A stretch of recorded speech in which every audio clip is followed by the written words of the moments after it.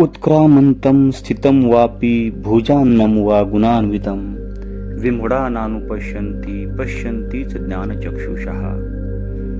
भगवान श्री कृष्ण भगवत गीता में 15वें अध्याय में 10वें क्रमांक के श्लोक में इस बात को बताते हैं कि कौन मनुष्य मुझे जानता है और कौन मनुष्य मुझे नहीं जानता। इस श्लोक का अर्थ है कि मनुष्य इस संसार में जन्म लेता है, अनेक वर्ष जीवन भी जीता है। कई मनुष्य तो 100 वर्ष या उससे भी अधिक जीवन जीते हैं और एक दिन इस संसार से चले जाते हैं। लेकिन मूढ़ और अज्ञानी मनुष्य उस परमात्मा को नहीं जानते, नहीं पहचानते, नहीं देख पाते।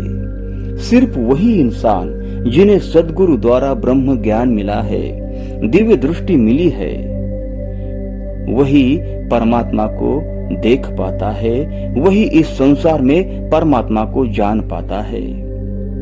मनुष्य कितना अभागी है।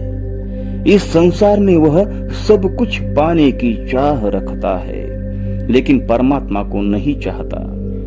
परमात्मा को पाने की जरा सी भी कोशिश मनुष्य नहीं करता।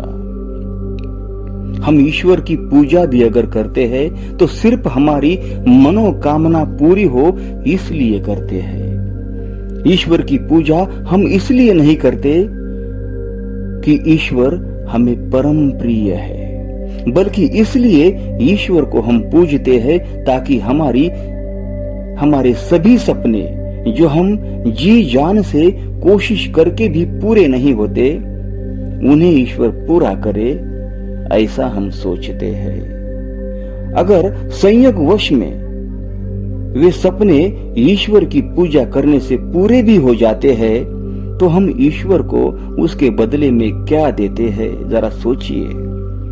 फल, फूल, जल, पान या थोड़े बहुत पैसे ईश्वर के चरणों में हम अर्पण करते हैं। एक बात समझ में नहीं आती, क्या ईश्वर को हम भिखारी समझते हैं जो 10-20 रुपयों के बदले में हमें दुआ देगा, या फिर ईश्वर कोई सरकारी अफसर है जो घूस लेकर हमारा अटका हुआ काम पूरा करेगा। ये हम इंसानों के तुच्छ विचार है। ईश्वर तो इस जगत का पिता है। भगवान श्री कृष्ण कहते हैं, पिता हमस्य जगतो माता धाता पितामह। इस जगत का पिता, माता और सभी को धारण करने वाला धाता भी मैं ही हूं। जिस प्रकार माता पिता को अपनी संतान परम प्रिय होती है, हर माँ बाप अपनी संतान को प्राणों से भी अधिक प्यार करते हैं। अपनी संतान सुखी हो, आनंदी हो और संतुष्ट हो। कभी भी किसी भी प्रकार का दुख अपने संतान को ना मिले, यही कामना हर माँ बाप करते हैं। तो फिर ईश्वर तो इस समस्त जगत का पिता और माता है। वह कैसे हम इंसानों को दुखी देख सकता है? उसने हर किसी को उसकी आवश्यकता और योग्यता के अनुसार कुछ न कुछ दिया ही है। अगर हम उसमें असंतुष्ट है तो यह हमारे सोच का ही नतीजा है। आज इंसान के पास हर वह चीज मौजूद है जो पहले के जमाने में बड़ी मुश्किल से प्राप्त होती थी, लेकिन हम उन प्राप्त चीजों में संतुष्ट नहीं है। हमें और पाने की इच्छा है। हमारा लालच दिन ब दिन बढ़ता ही जाता है और इस लालच का भी कोई अंत नहीं है। इसमें हम ईश्वर को दोष कैसे दे सकते हैं?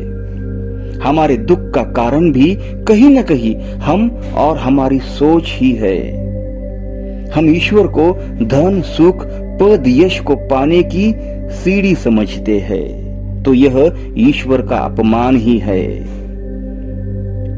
ईश्वर पाने योग्य है, ईश्वर जानने योग्य है, ईश्वर प्यार करने योग्य है।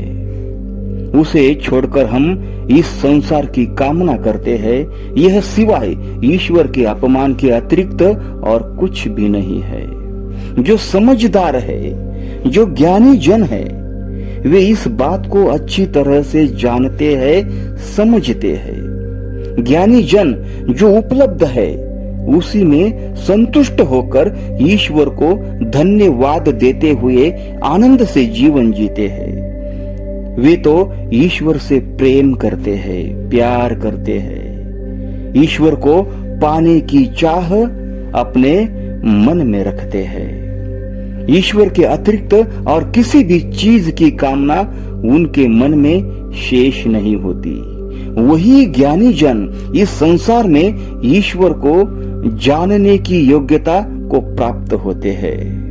ईश्वर की कृपा से उन्हें जीवन में सद्गुरु मिलते हैं और सद्गुरु के ज्ञान की दृष्टि से ईश्वर को जानकर इस संसार में धन्यता को प्राप्त होते हैं।